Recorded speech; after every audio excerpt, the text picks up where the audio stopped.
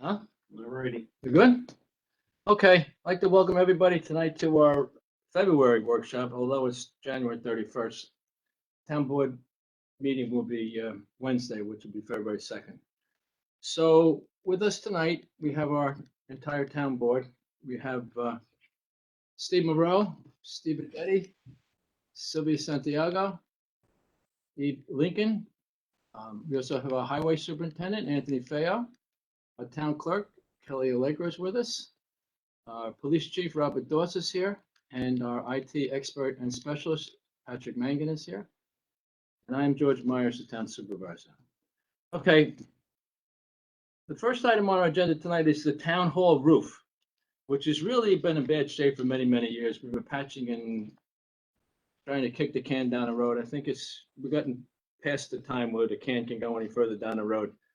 The first order of business is there's asbestos up there. So we need to get somebody in to kind of get us going in the right direction on that. So there'll be something on the town board agenda regarding that. The three roofs that I asked the engineer to look at was the town hall, ambulance building, and the highway garage. The highway garage is off the grid for a while because I'm not too sure that we'll have that forever and ever. And Anthony Feo assures me that that roof's okay. The ambulance building, we've done some repairs. That looks okay. But the town hall is going to probably run us into the hundreds of thousands. So we'll need to proceed carefully with asbestos. So we're just beginning the process. Obviously, we can't do much now. Whenever it snows, being a flat roof, it lays up there, and the next thing you know, we have ceilings falling in on people. So I'll keep everybody posted and forward them all of the documentation I get about that. And when we get to the point where we have to decide what we're going to do, then we'll all have to take a hard look at the numbers. But as I said, that asbestos is the first thing that I really need to look at. The next item on the agenda is an application for a solicitor's permit for somebody from Chris Romaine, I think the name is. He wants to do food items, chicken wraps. Sounds like it's food truck. So that'll be on the agenda for Wednesday. Next item on the agenda, we're calling for public hearing regarding this CBDGCB, which is the CARES money from the government that we all have received our fair share so far. And this is a separate project that may be fully funded. So the only building that looked like we can do some work would be the senior center known as Moresco Center. So we think that this looks like about almost a $500,000 project. So we'll be replacing lots of making a lot of improvements down there that are long overdue. So I spoke to Mike Weeks, our engineer, and he kind of really feels after talking to the folks that we would have a very good chance of getting this block grant. So we'll see how that goes, and I'm hoping that we can do that because that building could certainly use some improvements and some upgrades. So we'll be chasing that around for a while. But the best part of that is it would be no matching grant. They would pick up the whole freight. Next item on the agenda is this New Windsor EMS with the Cornwall issue. So I've spoken to the mayor from Cornwall and the town supervisor from the town of Cornwall. And I've extended that period for them to kind of decide which way they're going, whether they're going to stay with their ambulance corps down there or try and contract with us on our ambulance side for just ALS services, which is advanced life support.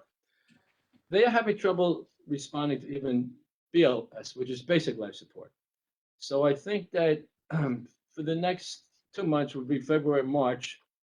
I've given them like a couple of dates and they keep struggling. Obviously, the new supervisor down there has only been there for a month. The mayor's only been there for 9 months, but I've been talking to them since last May about this issue. And I'm very concerned about us going there. I mean, my personal feelings and hope is that we just could get away. Let Cornwall take care of Cornwall and we'll take care of New Windsor. But I think that we'll give them this period of time to see where they're going. But my sense from talking to both of them is they're very, very reluctant to 86 their ambulance corps. And I'm not sure why that is. As everybody knows, I launched 86 our ambulance score back in 2005. And if they're not responding, then I think there could be some major liability on their part. But however, we will be responding to ALS calls only. And I watch the blotter very carefully, and if we're going down a BLS calls, I always call Mike Big, our ambulance chief, and wonder, why are we going there? So I just want to keep you up to date that I actually told them through the March 31st would be the end.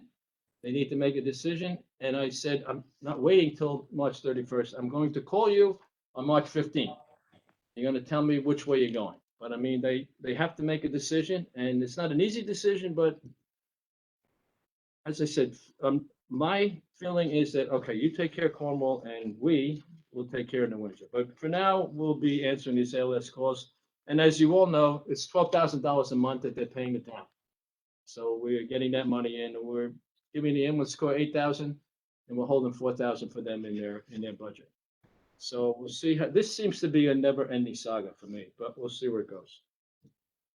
I talked to the board members that I was making some proposal to possibly buy this YWCA building, which is next door to us, because of the pool. And I had heard that he was looking to fill in the pool. So I spoke to you guys and said I was going to bring him in, the owner. I had him in, we had a couple of discussions. And then he came back over, and I kind of made an offer to him as to what the town might be willing to pay. He thought the offer was okay, but he seems to be very happy in the building, and he wants to stay in the building. He talked about maybe we could buy a part of the portion of the property, but he's filling in the pool. So one of the main benefits to the town for me was the pool. So I think that that deal is pretty much gone by the wayside. So I've had some preliminary conversation with the town board about looking at building something behind the ambulance building on that property back there on Commerce Drive, which we now own. So meeting with Mike Weeks and one of his partners tomorrow morning to kind of just start to hear from them about what they think we can do there. As some of you know, there was a proposal to build an emergency service building back there a while ago that kind of went too far because I think the number got up there. My main concern right now is space. We're running out of space for storage. We're running out of space for people. So the town is growing, and I actually thought this would have been a great deal for the town. It was right next door. And I thought he had some interest there for a while, but he has a pretty good business going with after-school care and daycare, and I think he just didn't want to rock the boat. So we'll take a look at this back here, and we'll see what the numbers look like. We'll see what the engineer has to say. And then I'll come back to you and see what we want to build there. I mean, do we build something for just some space, storage, or some office space that we need? So I just wanted to keep you up to date on where I'm going on that YWCA, because I know I spoke to all of you about it separately, about what I thought would be a good deal for us, but it didn't work. We're going to do a little, on the next item is a schedule of fees. So this came to my attention last week by the building inspector, that some of the fees that we were charging were a little low, and some of the escrow accounts were really low, and there was some billing that we didn't know exactly who it was. So this is cleaning it up. The planning board application, they'll have to now file some kind of escrow that we have it. We had some escrow accounts that were $100 and now they're $2,000 because we would draw down on it and then have to call and say you have to put in to the applicant to put in more money. And the workshop, we really were kind of not tight on that as we could be. We're getting paid, but we weren't sure where it was coming from. So that's what this is about. We're just trying to tighten up the planning board fees and the planning board workshop fees, which now they can only have 2 workshop meetings. And anything above that, then they have to come back in and pay an additional fee. So I think it's just long overdue that we tighten that up, and this will tighten it up on our end. So our building inspector, Jennifer Gallagher, she'll monitor the money and make sure that when they need to pony up more money, they pony it up. But now we'll have more money in escrow. If they don't use it, we'll gladly give it back to them. But I think it just makes it a little easier for our people down in the building department. The last item on the public agenda is this ethics code, which we have been talking about forever and ever, and I'm hoping to put it to bed tonight. There was a couple of items that were up in the air. So does anybody want to speak to this before I talk a little bit about it? Or shall I talk first and then we can talk about it? All right, let's do this. There was a couple of things about a residency. So one of my proposals was that to work in the Windsor or hired, you would have to stay here for 5 years. Then there was some conversation about, well, does that eliminate some people that we can't get because they don't live here? However, they're good people. So I think one of the things that I'm proposing as a bit of a compromise is that if you're hired off a town list, and how that works for folks who are listening, is that the county of Orange gives a test and they establish the civil service list. We then establish sometimes a town list. And what we do is we take the people off the civil service list and begin what's called a town list. So you could be number 5 on a county list, and all of a sudden on the town list, you'd be number 1 because you're a town resident. And then you could be number 6 or 7 on the county list, and you live in a town, and once you become number 2. So what I'm proposing is that if you're hired over town lists, that if we do establish a town list, then you have to live here for a minimum of 5 years in the town of Windsor. If you're hired off just the civil service list, then you don't have to live here. Any comments on that particular item? That's, to me, sounds reasonable. Maybe you're getting a break by coming off the county list and then going to the town list. Instead of being number 8 or 9, you become number 1. So you would have, and that hiring in the civil service laws, you have to hire one of the top 3. So even if you were number 3 and somehow you're number 15 on the county list, you all of a sudden become number 3 on the town list if you're a town resident. And I think that we all kind of agree that, I know I've spoken to all of you individually, that, yeah, we'd like to have town employees that live in the town, because I think there's a vested interest. You know, you care about what goes on and you have your eyes open all the time. So if no one has an objection to that compromise, if everybody's okay with that? Yes, no, Stephen?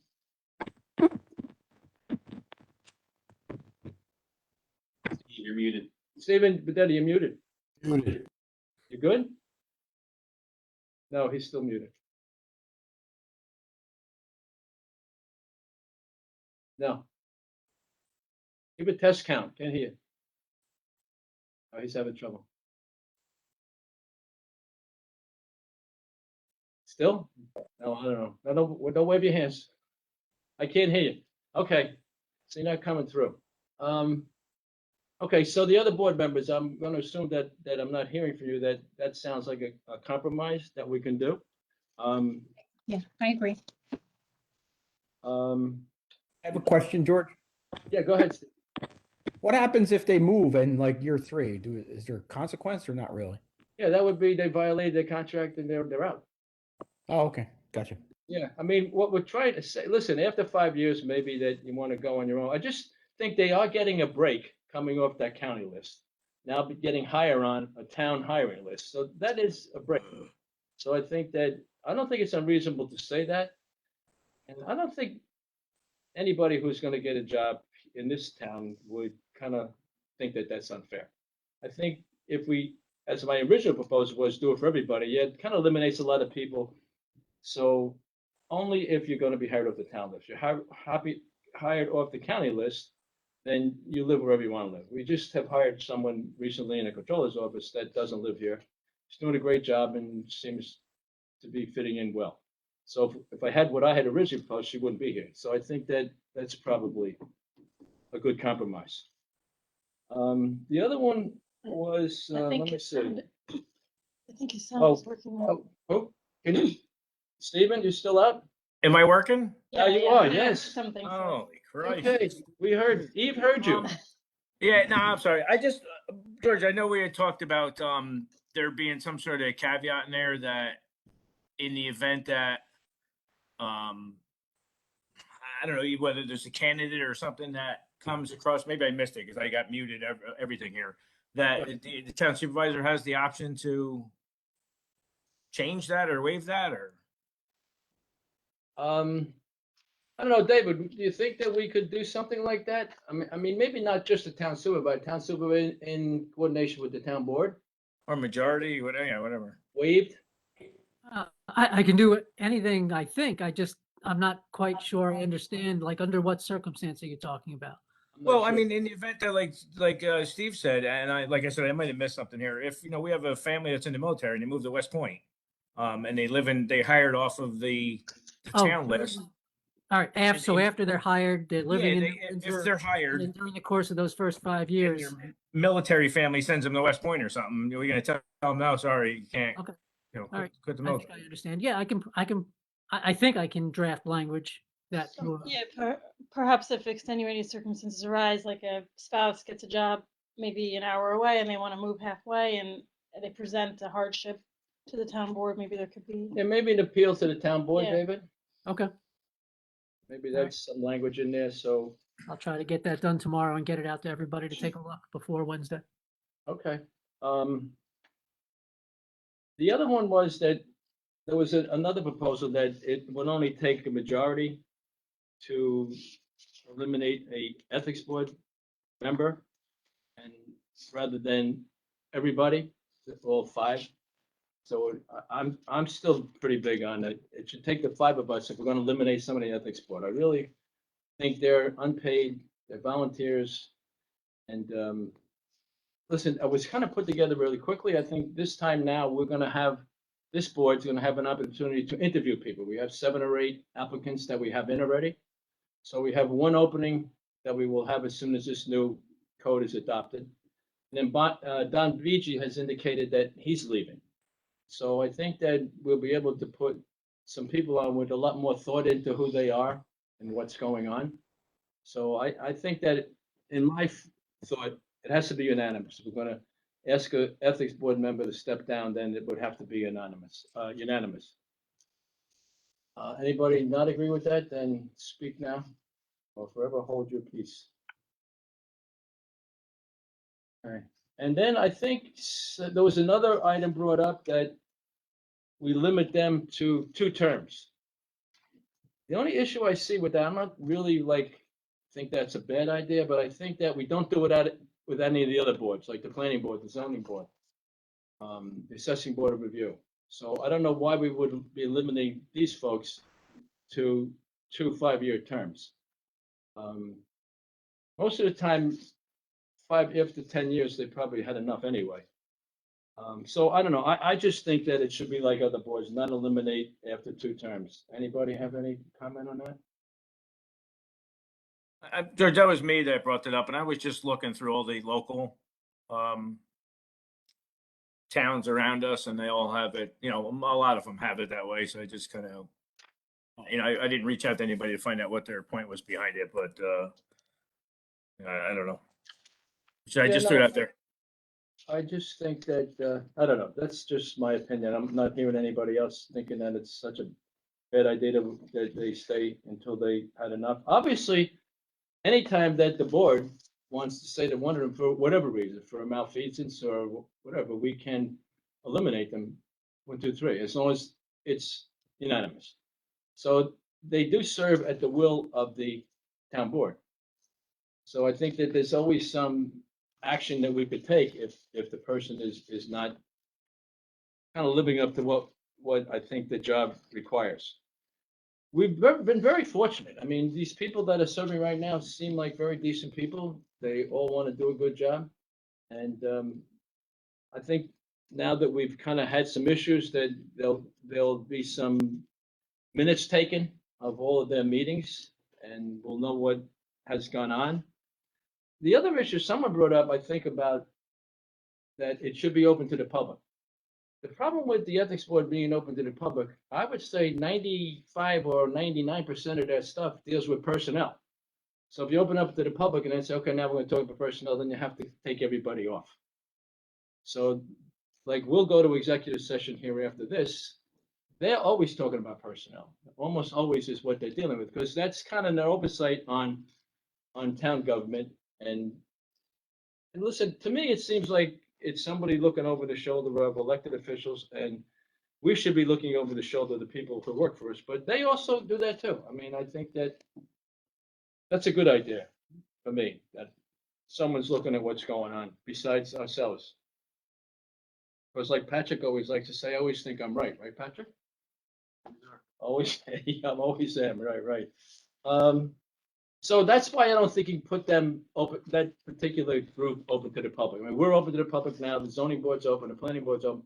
But once you open that to the public, I think the minute they start talking about, say, for instance, me, they have to close it down. Or one of our employees, they have to close it down because it's personnel. So to me, it just seems like it's just not feasible to do that. David, is there anything else that kicking around? Yeah, there's a couple, Yeah, there's go a few ahead. more items that I just want to get everyone's consensus on before we move forward on Wednesday. So section 25-5, subsection F, where it talks about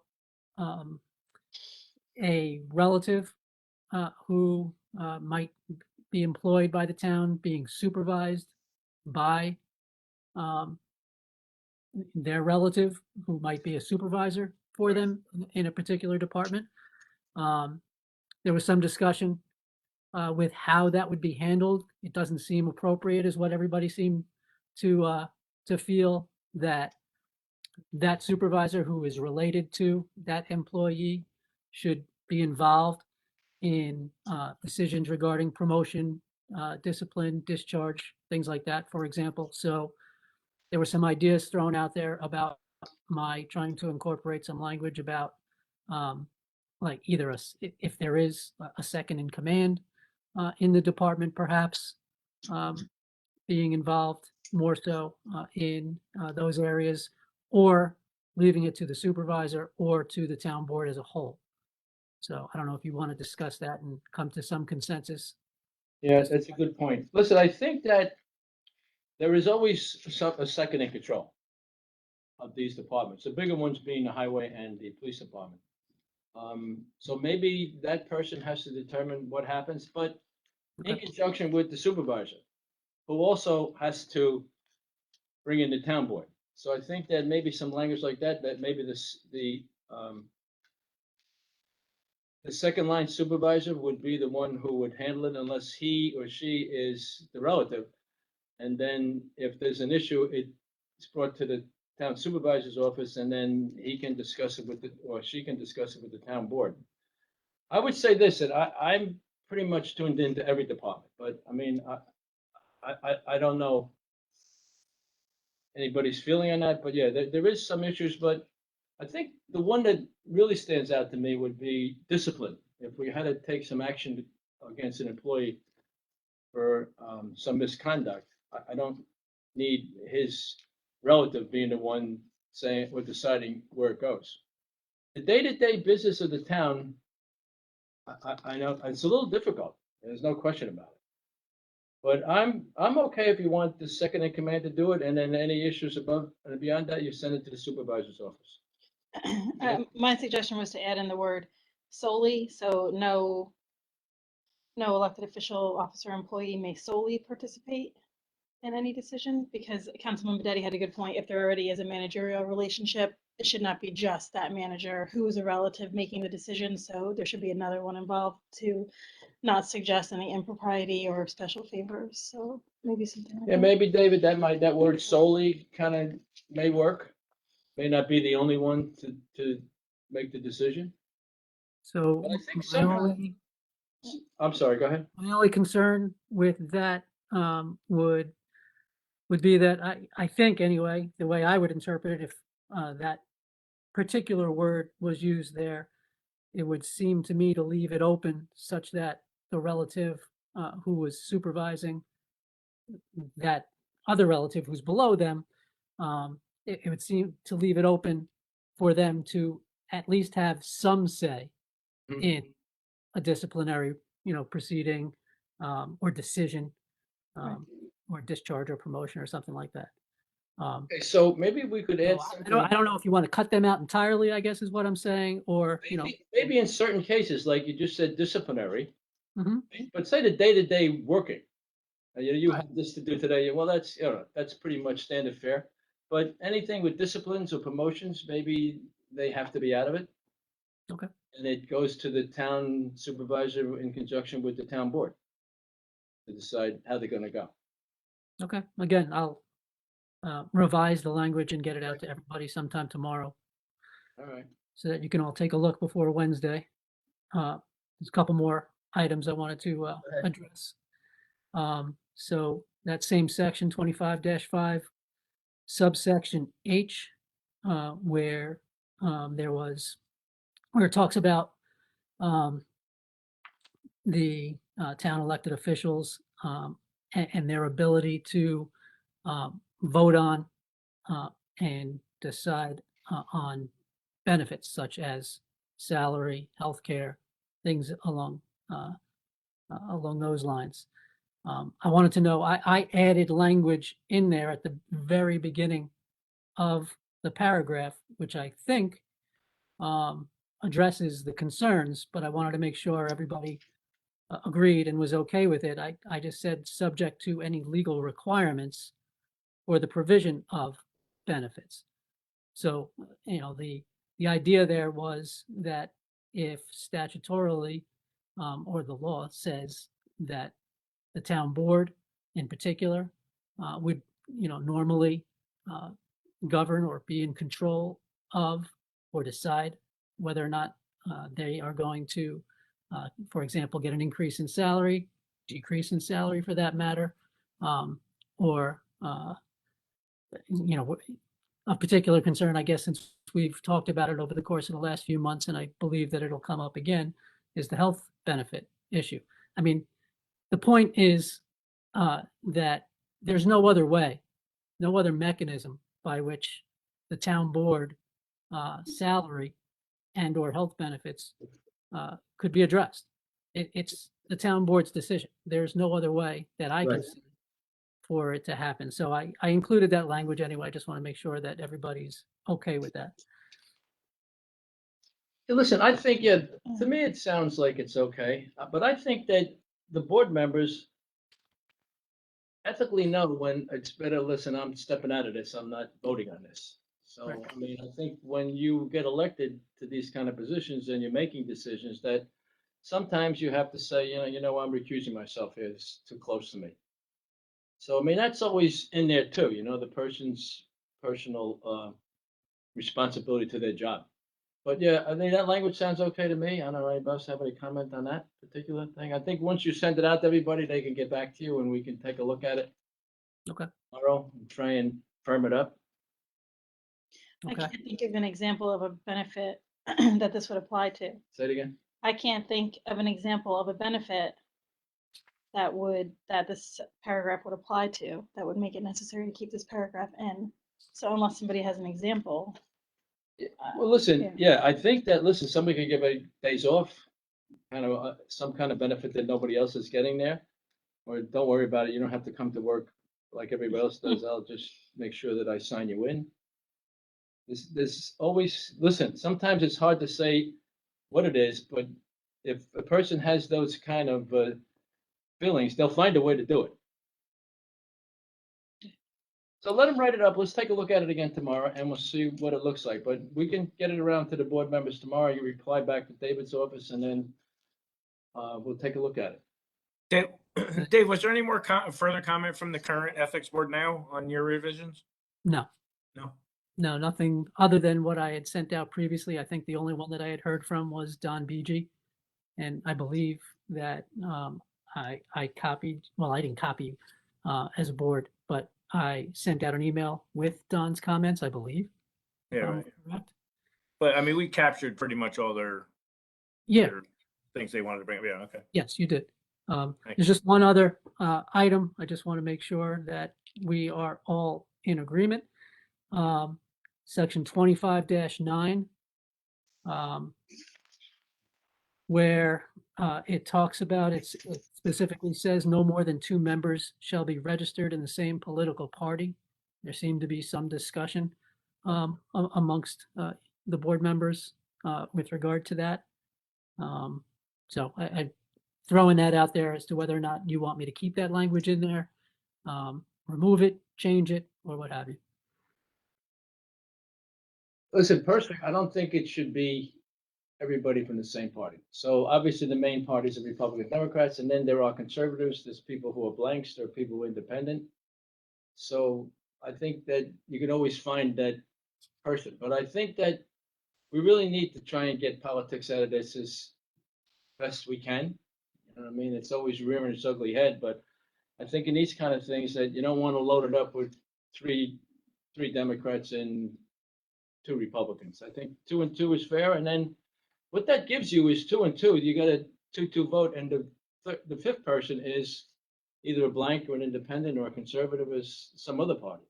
So not the local political parties don't have much sway in what's going on. But I think that in years past, forever and ever, it's always been like, okay, so let's get some recommendations from the board, see what's what, see if any of the committees have anything to say. This time we've actually posted it online, and we have applications in that we really don't know what party they're in until we get them in here. Then we have to figure out what the other ones are. But I think the fact that we're going to interview 7 or 8 people, I forget what the number is, for these 2 positions, shows that we kind of trying to keep this on the up and up, fair and straight and with no hidden agendas. So it's a kind of new way of getting these board members. It was never done before. We opened up to the public. I think we posted on Facebook, and we had these applications come in, and some of them look pretty good. You know, some of them look very good. I mean, you don't know until you talk to the person, but their qualifications and their resumes certainly speak to the fact that they will bring something to the table here.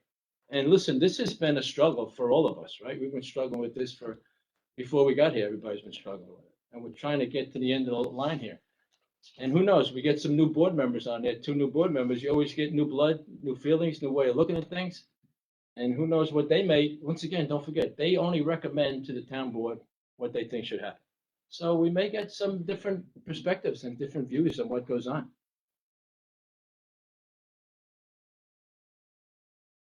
Can I comment? I just want to say, I agree wholeheartedly, but who's to say that a person doesn't change their party just to be able to join the board? And how are we checking? Do we add language that you have to be registered in that party for a minimum of a year or something? I don't know. Is that? I don't know that you can do that. Exactly. So I appreciate the, anyone's thoughts. David, I don't think that you can tell someone what party they have to belong to. No, I don't think you can. Yeah, I think you're going to be careful with that.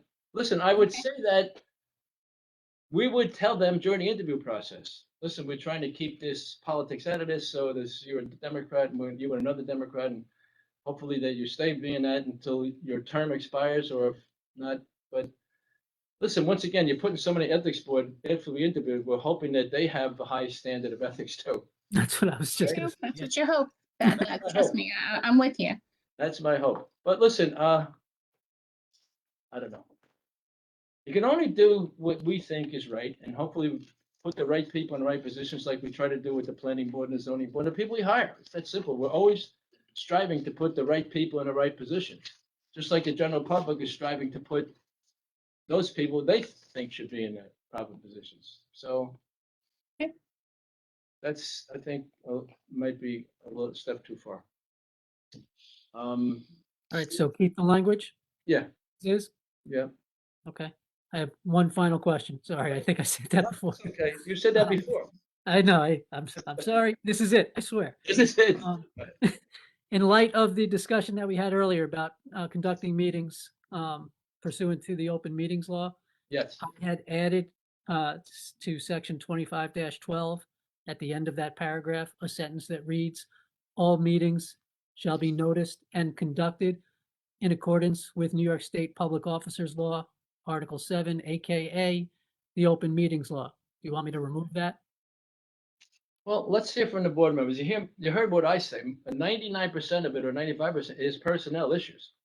So if it's open and someone comes to think they're hearing something, and these guys say, okay, we're going to start to talk about the head of the IT department. Oh, you gotta go now because we're talking about personnel. But if we haven't recorded, right, if you have the secretary there, then I don't even think, would that be open if someone foiled that, That's what I was gonna ask. David? But he foiled what?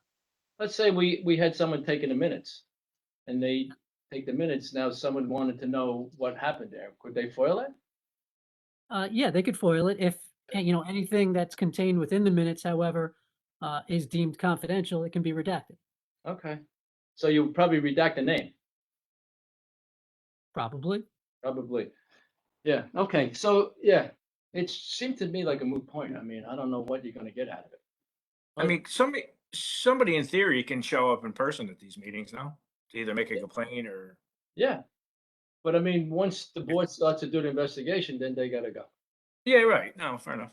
We did it years ago. We had one investigation where we had, actually, it was like a trial. We held it in the courtroom. And the whole ethics board was there and they presented all the things regarding the individual. And the individual got up and spoke why he was doing what he was doing, and it turned out that he was okay. So I mean, listen, at some point in time, if it would come to that, you could always have a public hearing. To determine where we're going. Listen, I would say 90% of the time that the supervisor, he or she would be able to kind of work it out. You know what I mean? Like, what do you got? What they do? And a lot of this stuff, I think that we should be on before it gets that far anyway. You know, if somebody's doing something that the five of us live in town, we know a lot of people, we start hearing things and we should be involved. And I'm here every day. So I would be a little disappointed in myself if I didn't hear that someone was going off the rails a little bit. But at the end of the day, they are just a recommendation to the town board. And if, I think if a hearing has to take place, then if, I would open it to the public, that hearing. You know, there's some misconduct that someone's been accused of, then, okay. Now we'll have a hearing. So for my money, I think that, yeah, it's kind of, doesn't make any sense to say it's open because people will think they're gonna come and then they gotta go. I don't know. My recommendation, George, for what it's worth is, and I understand your feeling that, in many instances, and you might be right, it's an exercise or going to be an exercise in futility because they're going to be discussing issues, having to do with personnel and, those are going to be then closed to the public.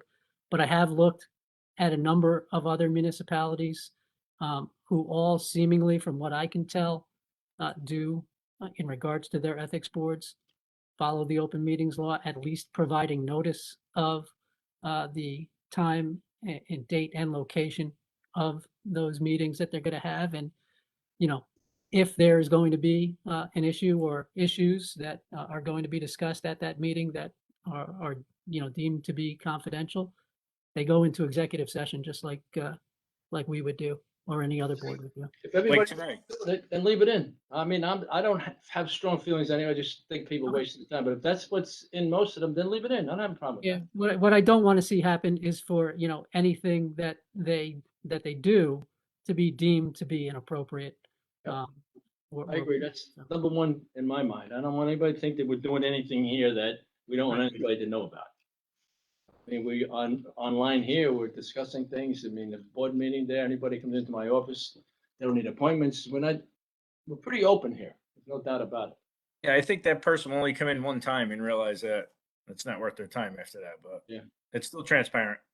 Yeah, if you treat, I agree, 100%. And that's what I think we all kind of run on, right? That, yeah, it's nothing to hide. Here it is. If I'm wrong, I'm wrong, and that's the end of that. We don't cover anything up. All right, so that's fine. Leave it in. Okay. Exercise of utility sometimes is my life. All right, so there's 3 or 4 things that you're gonna get out tomorrow. Hopefully the board can get a look at them and see any comments back to you. And then we'll put it on the agenda and see where it goes. Okay. Okay, I'm gonna go to executive session now, so I'll ask the town clerk and Patrick and Anthony and Chief Doss to be gone.